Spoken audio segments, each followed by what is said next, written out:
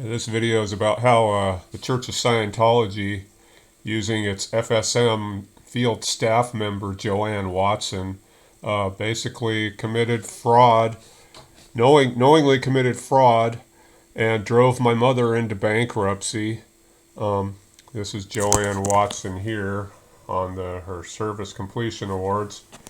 You see, my mother did write a knowledge report detailing how Joanne Watson defrauded her out of $30,000. And this was her punishment. She had to do two courses, financial success course and personal values and integrity course. What happened was Joanne Watson was in charge, was my mother's FSM, which means she was kind of in charge of keeping my mom going up the bridge. So she convinced my mom she convinced my mom to loan her $30,000 from my mom's credit cards because my mom had really good credit up until that point. So my mom loaned Joanne Watson $30,000 for a down payment on a house. And Joanne Watson was supposed to just flip the house, and my mother and her were going to split the profits. And of course, Joanne Watson moved into the house, and she lived there for a long time, for I think a couple years at least. She stopped making the payments on the house. She probably trashed it because these pieces of shit always trash the houses, and she lost the house in bankruptcy. So she never made any payments to my mother on the $30,000. The Church of Scientology was fully knowledgeable about all this. My mother did write a knowledge report on Joanne Watson after this all occurred, and of course Joanne's punishment was to do the personal values and integrity course. I'm sure my mother is not the only person she defrauded. She was living a pretty good life there for a little while off of other people's credit. So at that point, my mother is $30,000 in debt to her credit cards, and she's trying to pay for her Scientology shit, and she's trying to raise two kids on her own because my dad committed suicide right after he left the cult. So as after this is where it gets really good. After my mother knew she was going bankrupt. She was losing her house. Her house was in foreclosure. That house was worth well over $1.5 million now. So my mother would have been set for life if she had just been able to keep her house. But she wasn't able to make the payments, and then her Scientology job at the MCBA went away because the owner of MCBA was also involved with a large separate financial fraud. I think it was like the Reed Slatkin fraud or something like that. But she had to give back millions of dollars that she defrauded people out of in that little pyramid scheme. So my mother's losing the house in the late 80s. I think it was about 80. This is 2 years after David Miscavige took over. So, he's running the show now.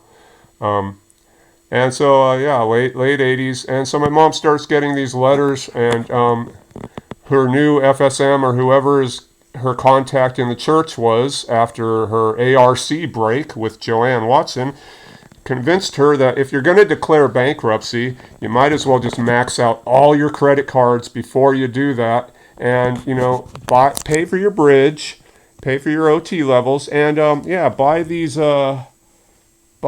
ridiculous pieces of art from Author Services.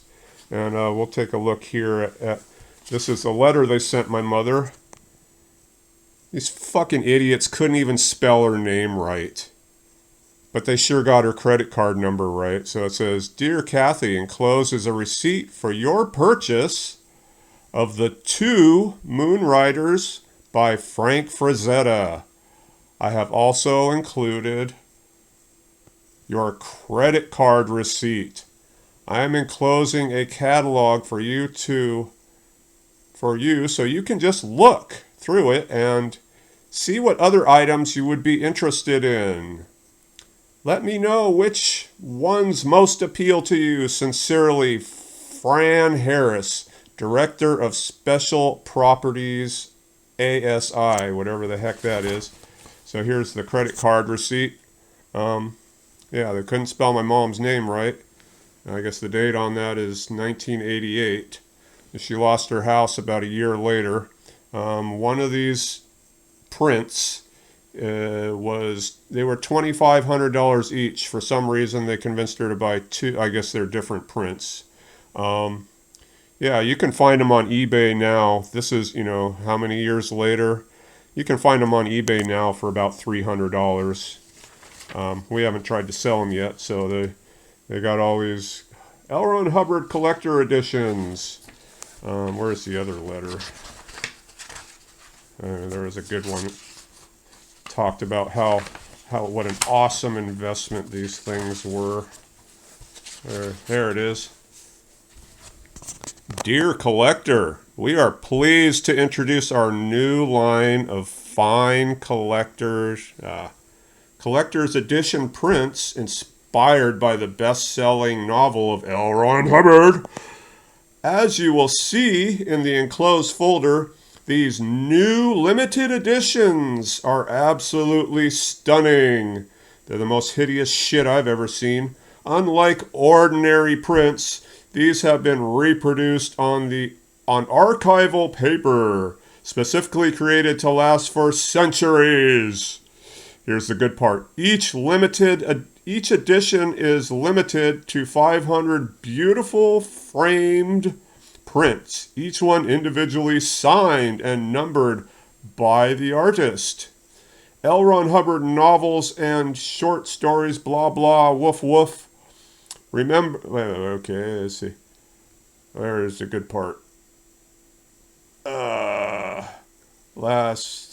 the last 50 years, but the collector's edition prints are certainly the finest.